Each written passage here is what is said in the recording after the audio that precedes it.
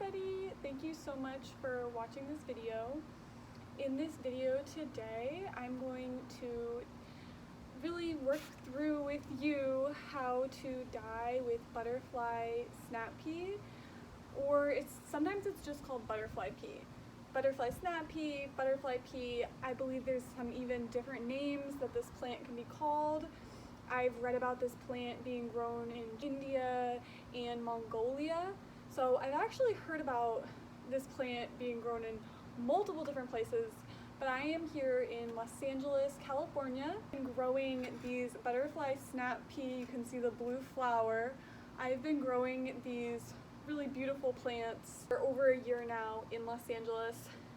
This plant you're looking at right now, probably I've had for about 15 months, and same with this one. Actually, what's very interesting is my newer butterfly pea plant is not ready. It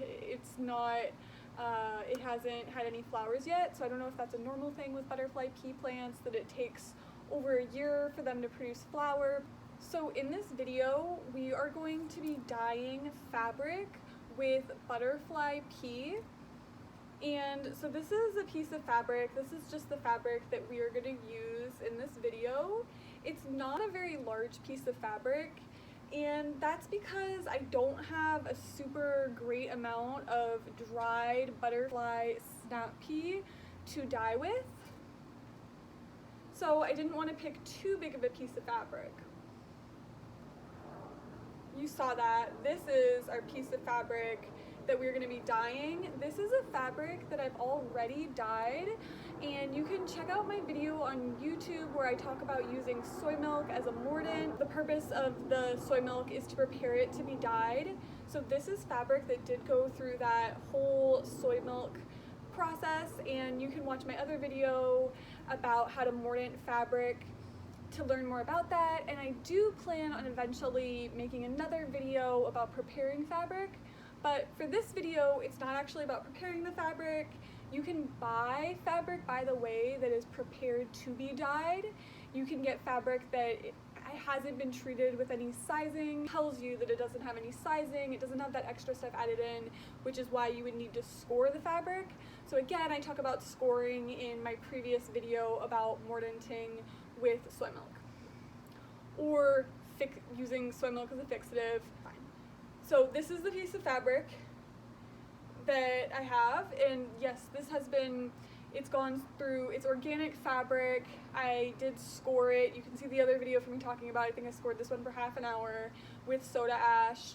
Then it was prepared with soy milk, which is a whole process.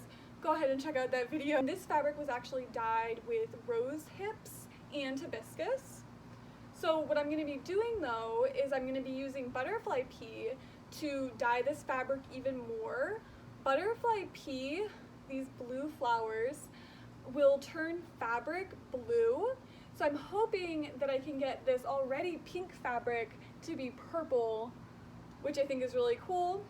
Okay, so here's our fabric. I'm gonna throw this fabric under here, okay? I'm not gonna worry about that right this second. So I've got these blue flowers that you can see, one right here, and this one up here. And basically I'm just gonna pick the flowers, and through my research on the internet, people had said to just let the flowers dry on a paper towel. I don't even think it matters that it's a paper towel. I think a plate is fine. I have these right here, which are already dried butterfly snap peas, you can see. So I'm just gonna add these to the plate. So I'm picking the flower. Do you see that? So I just picked it, just so it's off, and I'm just gonna put it on the plate and let it dry. You can also hang it to let it dry, use a piece of maybe organic twine, tie it up, that'll work too.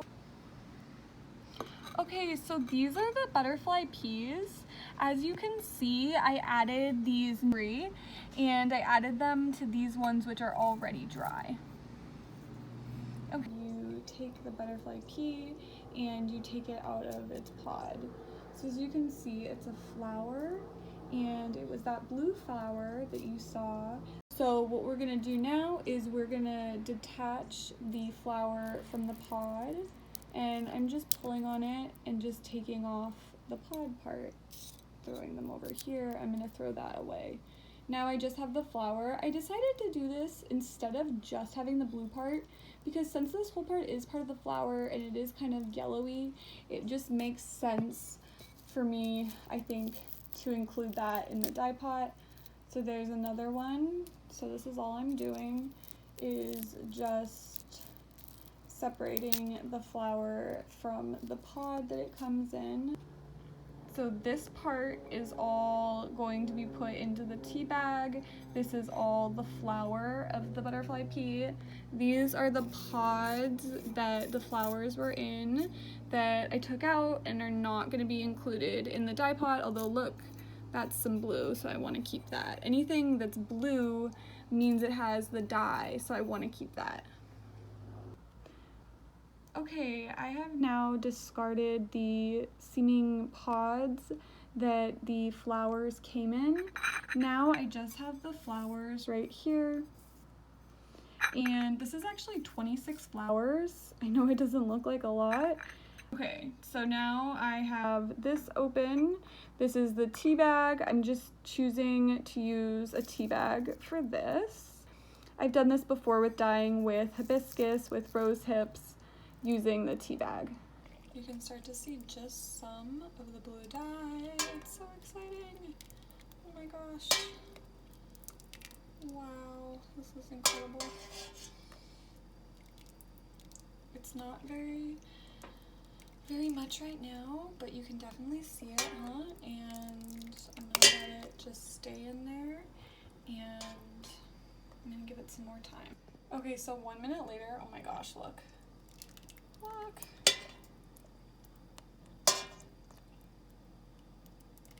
Look at that.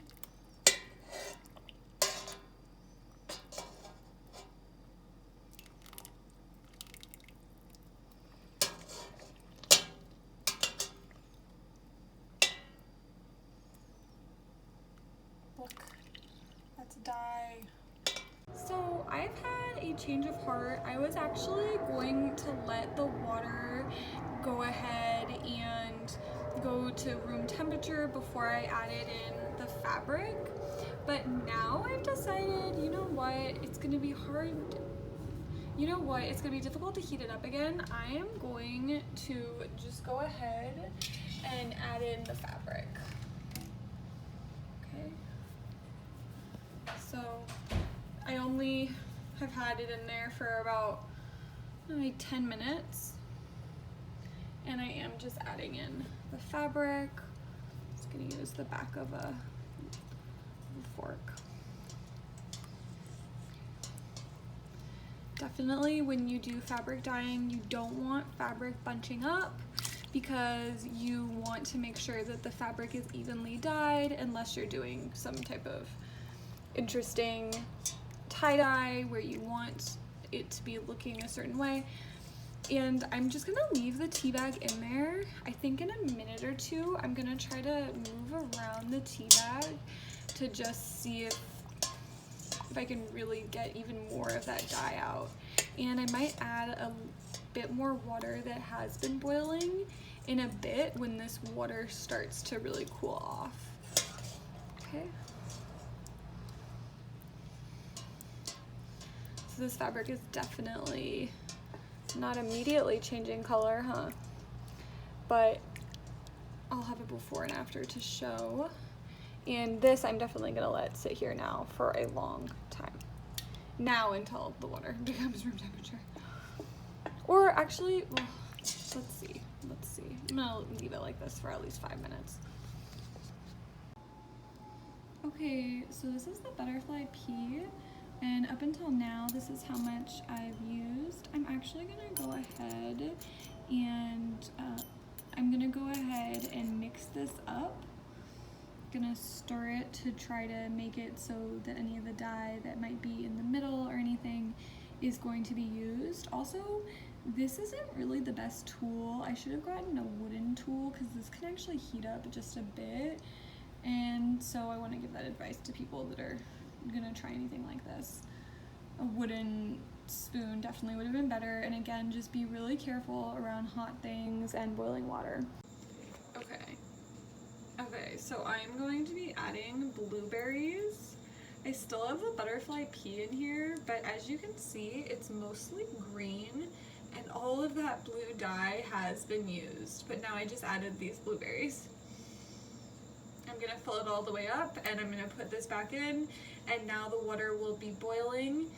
So I'll turn it off, and when it starts boiling, the water, and I will put this in with the blueberries. Forget it at this point, I just want it to be purple. However that works. Okay, so that went pretty good, you guys. Let's go ahead and look at the results. So here's the original fabric that we had. Okay, this is dyed with rose hips and hibiscus. Now, this is the new fabric. So this one, you can see, it's hard to hold them both at once. This one over here, this one is the old one. This is the new one. You can see, so the new one has been, the only difference is that it still has the rose hips, the hibiscus, still went through the soy milk mordant, but this one right here on the right, or this one right in front of my face right now, is the one that's been dyed with 26 dried butterfly snap peas. So it definitely produces a more purple color. Isn't that pretty incredible?